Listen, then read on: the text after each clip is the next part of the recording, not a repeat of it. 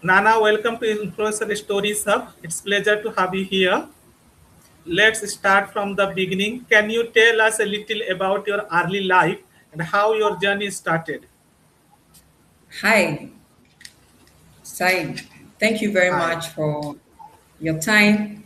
And then I'm happy you invited me for this session and then the audience that will listen to us. I know when you check my LinkedIn bio, you can tell that when I started my early career, I didn't have a roadmap. I didn't have a roadmap. There was no mentorship earlier on. I just had to just figure out how to grow and how to position myself and then how to create opportunities for myself. So what that basically meant was that I had to learn on my own. I had to be intentional about what I'm learning. And it actually made my journey very long because there was no clear road map for me or a mentor who was guiding me as to what he feels is right and what I needed to do and what I didn't need to do. So I just had to basically figure it myself, and it took me a long road to get here. And it's the same principles that I use today to teach people who want to accelerate their career or quickly to get there shorter than I did. That's fantastic. What made you choose HR and people development as your career path? For HR and people development, I think naturally I'm drawn to people and growth. So I remember when I was in the uni and then I started this, I learned a little about this course and I wanted to take it. I was particularly interested in L&D, that is learning and development. And I remember clearly one of my lecturers or professors suggesting to me that I should do L&D because I'm naturally drawn to people and growth. Because I believe that maybe a lot of the organizational issue are capability issues. Okay, so I was very drawn to L&D. So yeah, in my what that was basically the reason I chose HR, and then I also noticed patterns. I noticed that in this journey, it's not just about talent. If you only dwell on talent, you get lost. You have to also understand how you communicate your value. And then I also learned quickly that what make people grow in their career and then what make people stuck. And then HR is the fastest route because it will get you in the face of the people. And that is one of my major reasons for choosing HR and career development. That's so nice. In your early career, was there any moment where you felt, yes, this is what I mean to do? Yes, yes. Let me take you back to my uni days where I said, before I took this course, in fact, before I started, it was actually a suggestion that came from a family member, my cousin actually, that said, Nana, when I look at you, I think you would be a good HR person. So I read about it a bit. And so when I was going to the university, I was clear the course that I was going to do. And when I got in the course quickly, I realized that learning and develop is something that comes naturally to me. So I'm not even surprised that I'm doing coaching. So the patterns in my development confirms to me every day that I am built for this and this is my calling. Like I love it. That's I love it. Yeah. that's so impressive. How did your journey grow from working in HR to becoming a recognized leader and career coach? So on that I will say that it's it's basically based on three things. clarity, communication, and then impact.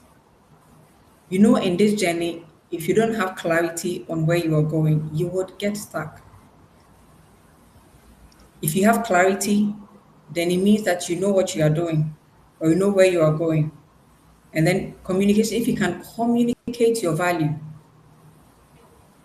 if you can communicate your value, and then if whatever you are doing is making an impact. So, for instance, when you come to my LinkedIn page, I don't think you get confused about who this person is. You won't get confused about who I am. So, it's clarity. When you have clarity, then you know the people that you are helping. You know who you help. You know, for instance, you know what you do, who you do it for, and how you do it. So, that is clarity basically. And are you able to communicate that value to people?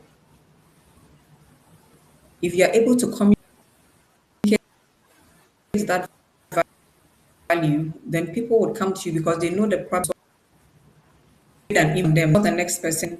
I'm sure you've seen a few of people tagging me on LinkedIn, sharing their stories or their journeys about how they reached out to me and then I gave them clarity about something and then that instance something changed for them. So once you have clarity, you can communicate your value and then your impact is visible to people. That is how I was named as an exceptional HR leader because at least it's a show and tell. People can actually tell that, oh, this is what she says she knows how to do. At least we have people that have come to say, she helped me do this, she helped me do that. You understand? So I'll say again, it's based on these three things. You should be able to have clarity about what you do. You should be able to communicate your value, and people should be able to feel your impact. That's so true. Clarity is matter. You have been recognized as a top 10 exceptional HR leader. That's a big achievement. What do you think made you stand out? Okay. So in this journey, like I've already mentioned earlier, my journey was tough. I had to do this. Nobody guided me, nothing. You have to pay attention to patterns. You have to pay attention to patterns. What makes people grow and what makes people get stuck. And then once you can recognize that pattern, then now you have clarity on where you are going. You'll be clear on where you are going, and then you can communicate that value. Do the people that matter, do they know what I bring to the table? Am I being seen? Visibility. Am I being seen? So if you recognize that patterns and then you see how people that are growing, how are they doing it? And then people that are stuck, why are they stuck? If you can recognize that pattern, and then that gives you clarity as to what you want to do differently. And then you are able to communicate your value, and then you are visible. That is what got me here. So, assuming I was doing all this in the quiet, nobody knows about me, nobody shares about me, I wasn't talking about anything that I'm doing. No, I wouldn't have come here, or I wouldn't have been part of the top 10 HR exceptional leaders because I was communicating what I was doing. I was visible. And it's the same way you found me, visibility, right? Exactly. So It's it's true. the same way I was found. So probably they were following your work, they were seeing what you were doing, they were seeing what other people are saying about you, people that have worked with you are saying about what they got from working with you and all that. So visibility is key. In this day and age, you can't sit down on visibility because, Said, trust you me, if you sit down, somebody that has half of your skill will be visible and gets all the opportunities whilst you sit down. So visibility is part of it. It's a big thing. So true. You talk a lot about people and culture. In simple words, what does a strong company culture really mean? So when we say a company has a strong culture, you see, let me take it from the basics. Culture is a way a group of people live, isn't it? Culture is a way a group of people live. When you come into contact with me, you will be able to tell that Nana is a Ghanaian because of some traits or things that I show. And then I can also tell that you are Indian by probably your accent or how you do your stuff, or even the food that you like. It's the same for every organization. Even no two organization in the same industry are the same. We might be in the same industry, maybe call it oil and gas, but when we take Nana's company and then we take Said's company, they are not the same two company. What actually makes us different is the culture, the way we do our things, the way we performance manage our employees. You see, and culture also stems from values. I'm a Ghanaian. So what do I value as a Ghanaian would immediately translate into how I do things, what the things I value, and that will become culture. So as a business, you need if you want a certain kind of culture, it should stem from your values, okay? Because it's the values that would translate into how the people behave.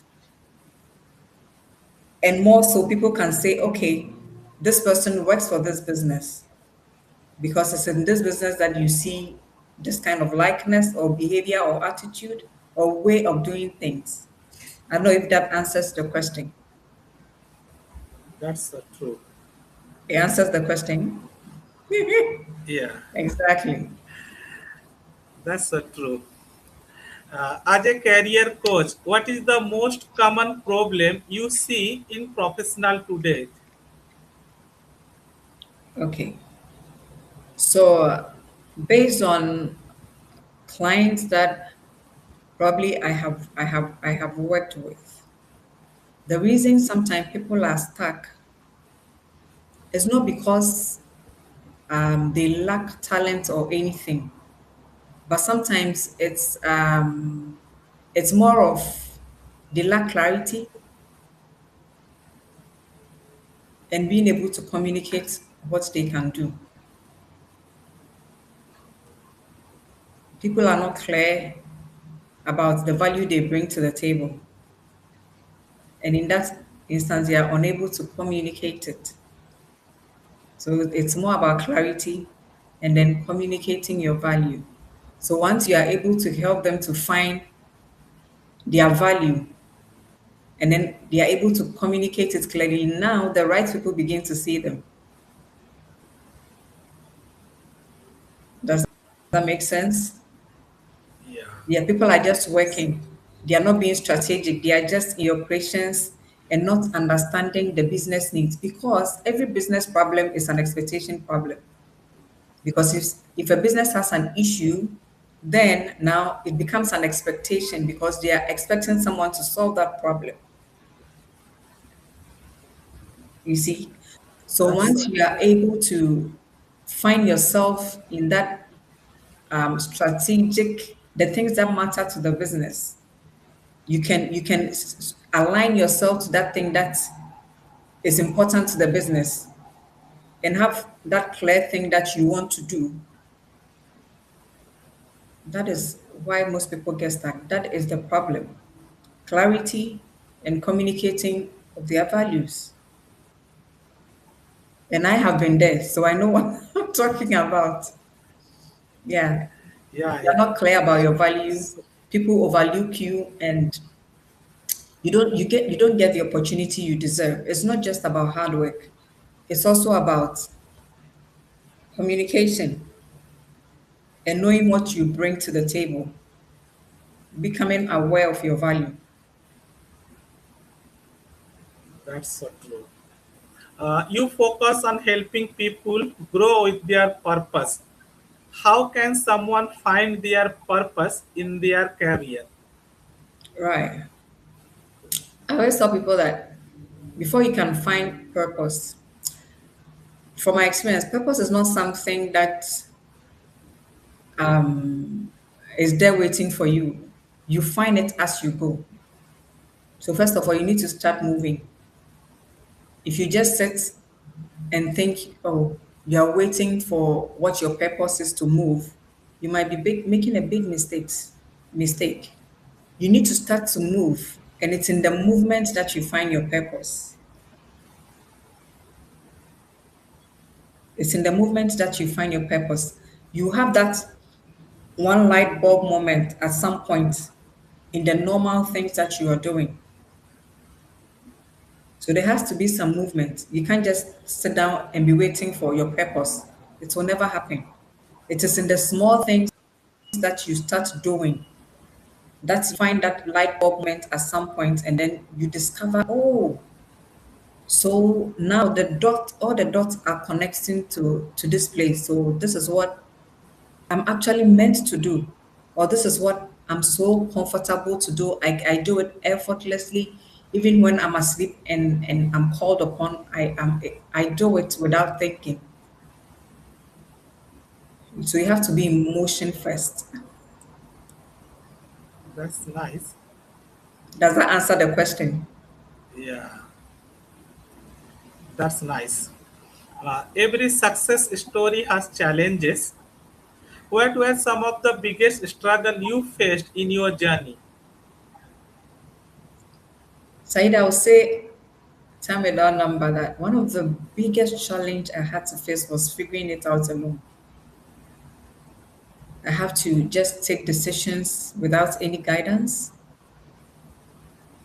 And then that led to delays and mistakes. You definitely make mistakes. But how did that help me? It forced me to learn and become more self aware. Because now I now have to do a flashback and ask myself what I wanted for myself. Where do I want to go? Where do I want to be? And learn from the best. See people who are already there, and then what are they doing differently? And then even sometimes ask questions. Why is this thing done this way? And then sometimes you don't even have to ask questions, you just have to observe the people that you wish to be like. How are they doing things? How do they solve problems? How do they answer to questions? How do they get prepared for meetings? How do you enjoy their meetings? What about them do you enjoy? You understand?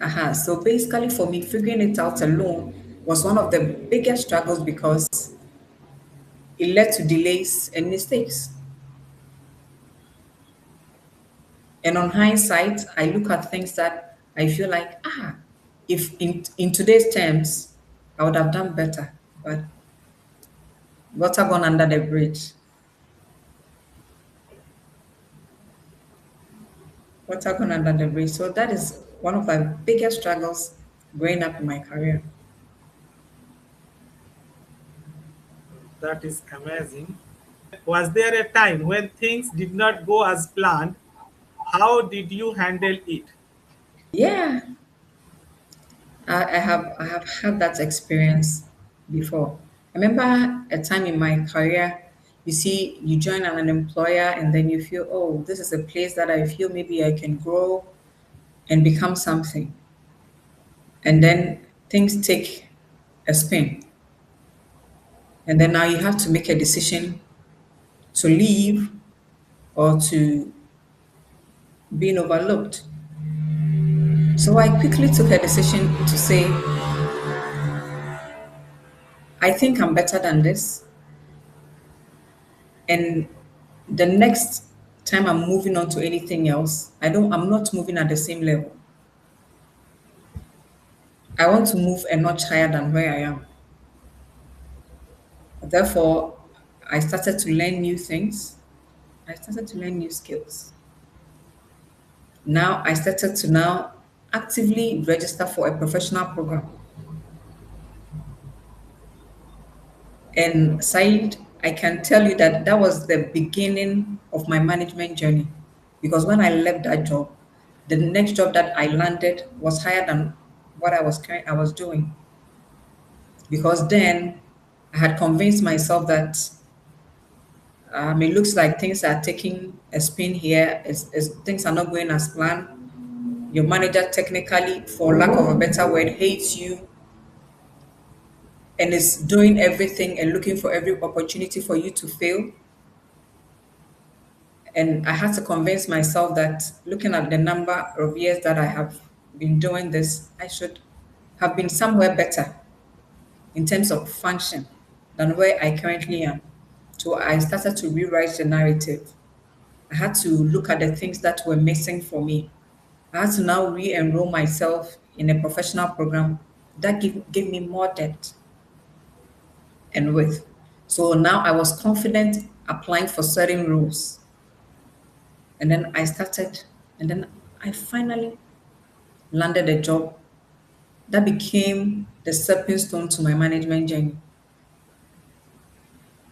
So if you feel stuck or you think things are not going the way you want them to be, look at yourself. Is it a matter of just leaving where you are, or is a matter of taking stock of your skills and then probably the gaps and see what you need to close so that probably you can move a notch higher? Or are you just looking to just leave the environment for something similar? You need to take that decision. But I took the other route where I said, I want to do something higher. I think it's long overdue. And therefore, I began to put certain things in place and it paid off. That's impressive. What is one big lesson that changed your mindset completely? Okay, so I would say that lesson is now getting into management and realizing that at the management level or business see HR partnership differently.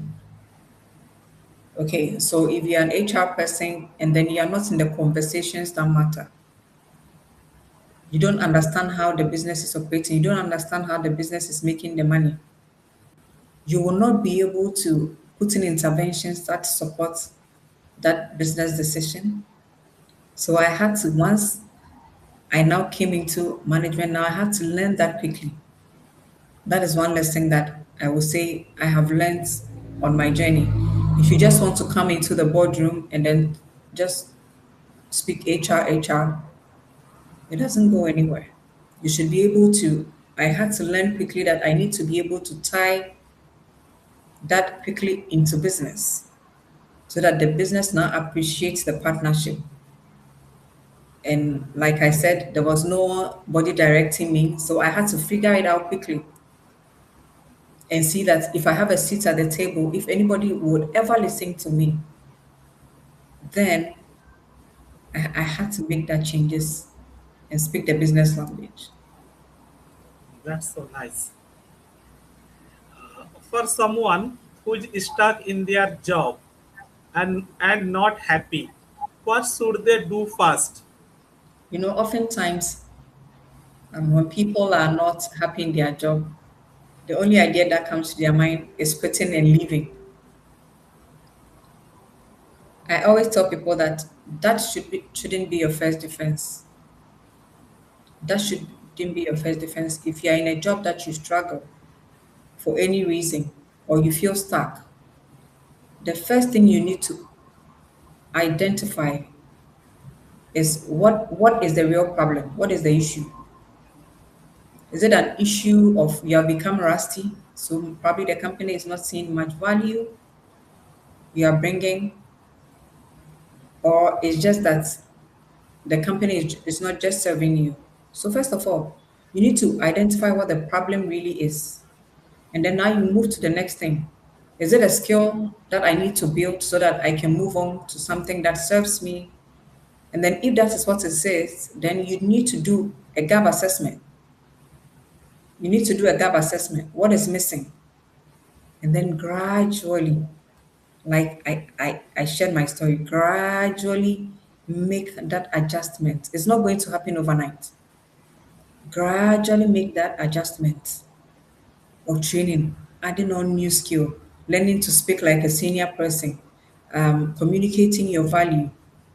And then when you arrive, you will know. I always say this: when you are there, you will know, and then you can use that to pivot. You see how that tied into my story that I shared. That was exactly how I felt after some time. So I had to make some changes. What is that change? Okay, probably if I don't level up my skills and then I move here, probably I'm going into a similar junior role or something. And that was not what I wanted for myself. So I had to now learn new skill, new things. Like I said, it won't happen overnight. You will continue learning on the journey. So if you feel stuck, that is what you need to do. It is not quitting will not solve the problem. Identify what the issue is, what you really want to do for yourself. Do I need to gather new skills? Do I need to learn new things? Do that gap assessment. Start your training and your journey, and then use that to pivot nicely. That's so nice. Uh, what are three simple skills people should focus on today to grow in their career? My top three skills, I would say, I would choose communication, and then I would choose strategic thinking, and then visibility. Because communication is where you learn to express yourself and your value clearly. Now people understand you for who you are. And then in terms of strategic thinking, you also need to understand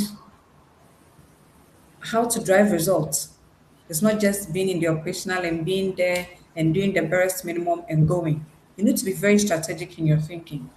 So if you understand how the work or the business drives results, you work differently because then it's a business expectation. So someone has to deliver it.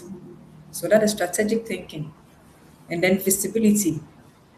You need to make the right people see your work and your impact, what you are doing. If the right people are not seeing that impact, you remain stuck. You remain stuck. So let me say it again: communication, strategic thinking, and visibility. Visibility is everything. That's so nice. And for young people just starting their career, what advice would you give them? So if you feel stuck in career, it could be one of two things. It's either your skill is, for lack of a better word, say outdated. Now people we are talking AI. People are talking AI automation. So if you are not yet in that space, I don't know what you are doing. So it's either your skills have become rusty and that you need to look at the skills that is serving businesses now. Now I'm sure anybody with AI automation now would be a hot cake because that is what businesses are looking to do. So look at your skills. Is it a matter of your skills are rusty? Then do a skill gap assessment. Where are the gaps? Now I've given you one, which is AI. You need to know how to use AI to make your work efficient. AI is not going to do the job for you. You know the output you want, but AI can help you be efficient and bring out a smarter output.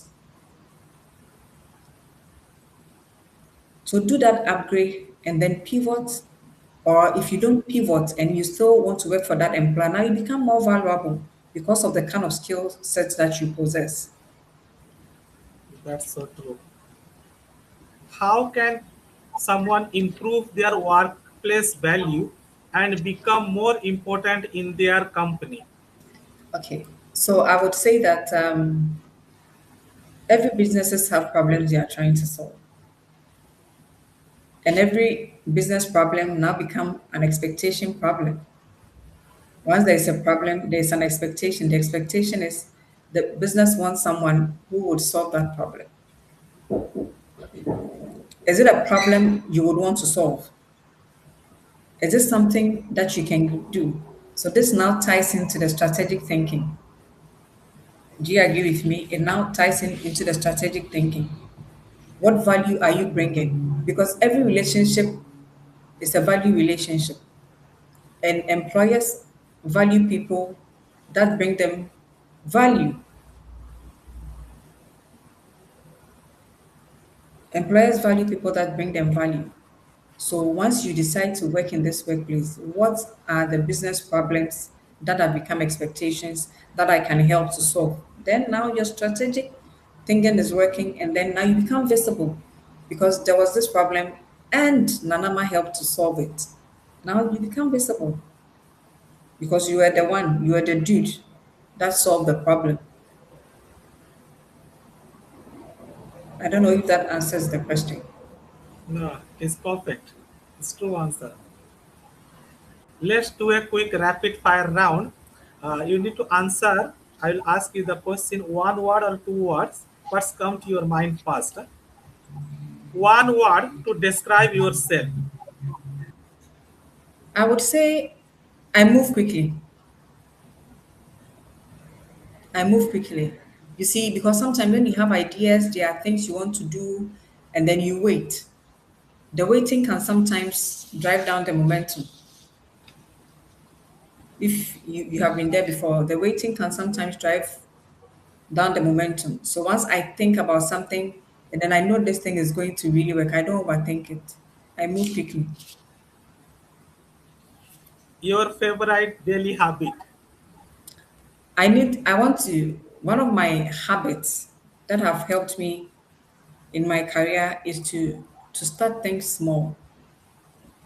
Okay, is to start things small because sometimes we wait for the perfect opportunity, but that perfect opportunity never comes. So you need to start small. So for instance, there's a project that you need to work on, and then you make excuses like, oh, we are looking for that perfect opportunity where you have that whole day to work on the project. But life doesn't revolve around that project. Things will come in without announcement. So start small. What can I do today? I can't have the whole time for the project today. But what can I do on the project today? Is it just adding one line? Is it just adding a sentence? Is it just building a block? So that's small habits that moves you forward. Is one of my That's daily habits that has helped me because that's so there's nice. no perfect moment. Yeah. A book or person that inspired you the most, A book or a that person. inspires me the most is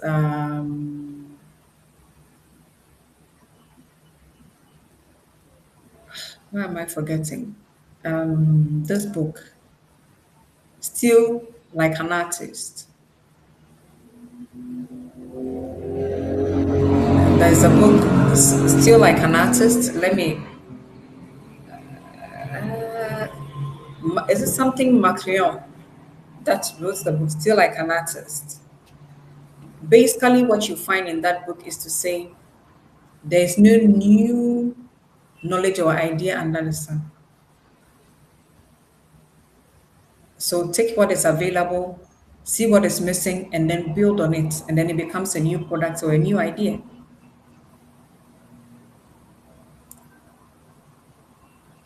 So that is one of the books that has inspired me a lot. And from time to time, I take snippet of that book and even write about it in my post. I think I did that a lot last year with that book, Still Like an Artist. So nice. One skill everyone should learn in 2026. One skill. If I put AI aside, I would choose communication. It is an important skill that I say time and time again that everybody should have. If you're a great communicator, how will it help you in your career? You can communicate your value. I say that again. You can communicate your value, and then now people know what you are doing. The right people find you, and then it moves you forward. AI is still in the space. People are trying to come into the space. But aside AI, if you learn the AI skill and you're unable to communicate what you are doing, you'll still be stuck. So I'll say communication. So that's still like an artist book by Austin Kleon. You can go and look for that book, Still Like an Artist by Austin Kleon. It's a very I good book. It definitely check out. inspired me. Yeah, you've read it before, and it's inspired me a lot. Don't always, there is nothing that you are going to do under the sun that someone hasn't done before. So there is nothing new under the sun. It is just building on the idea and building on the idea and building on the idea.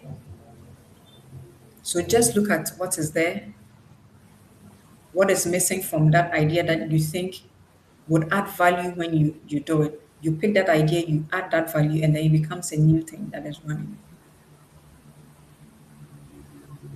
That's And so then maybe nice. atomic habits. Yeah, James Clear's book, Atomic Habits. That is why you remember if I earlier on said sometimes that's small additions that we do, that incremental things we do daily that moves us forward. It's one of my hacks, my everyday or daily hacks that I say moves me forward because there's never a perfect time to get anything done. That's so nice. How do the people find you online and follow your work? So when you go on LinkedIn, when you type Nana Ama Setorwofia, like you see on the screen, you find me on LinkedIn. I'm on LinkedIn. I'm also on IG and I'm on TikTok as well. So you can follow me there. I know on TikTok I haven't done a lot, but you can find me there as a career coach, Nana Ama Setorwofia, and people can follow me from there. That's fantastic. We are going to share those links in our description below. You follow Nana over there on LinkedIn, Instagram, and TikTok as well. Huh? All right. In your view, how does Influencer Stories Hub stand out as a platform worth turning into?